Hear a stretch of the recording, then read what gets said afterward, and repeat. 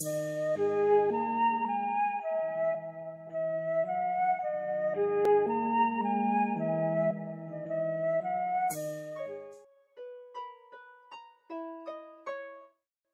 tout le monde, aujourd'hui nous allons parler de Hel, fille du terrible Loki et de la géante Angerboda. Elle est la déesse des morts dans la mythologie nordique. Elle veille sur Helheim, l'antichambre des défunts, un lieu sinistre et sombre, une sorte d'enfer. Elle offre un visage effrayant, scindé en deux. L'un des côtés est illuminé, incarnant la vie, tandis que l'autre est plongé dans les ténèbres, figurant la mort. Elle est aussi souvent décrite comme une déesse dure, égoïste et cruelle. Hel est la compagne de Surt, le géant du feu. Loki, dieu de la discorde et des illusions, épouse la géante de glace Angerboda. Il donne naissance à 3 créatures fantastiques. Hel, la défigurée, Jormungandr, le serpent de Midgard, et Fenrir, le loup.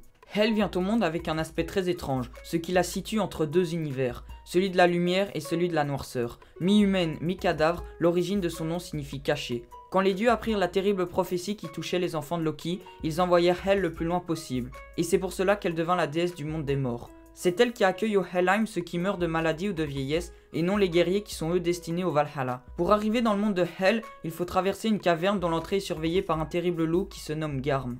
Hel est aussi présente dans le récit de la mort de Baldur.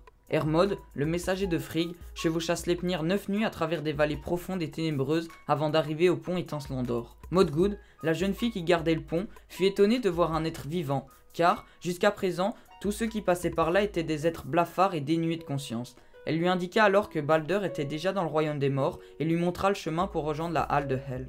Grâce au fantastique cheval Sleipnir, il franchit d'un seul bond les énormes grilles du domaine de Hel. Hermod put enfin rencontrer la maîtresse des lieux. Hermod raconta à Hel pourquoi il était venu et quel était le chagrin des habitants. Elle lui répondit que si Baldur était pleuré de tous, sans exception, elle le laisserait retourner à Asgard.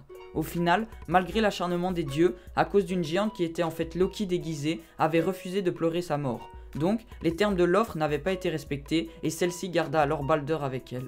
Même si elle est représentée de manière horrible, le mythe de Hel n'est pas celui d'une déesse parfaitement maléfique. Pour preuve, elle guide les morts au mieux en fonction de ce qu'ils ont réalisé sans leur faire de mal. Mais, lorsqu'arrive le jour de la bataille finale, le Ragnarok, dans lequel les dieux, les géants et les mortels s'affronteront, Hel use de son pouvoir pour ressusciter les morts pour qu'ils participent à cette ultime guerre.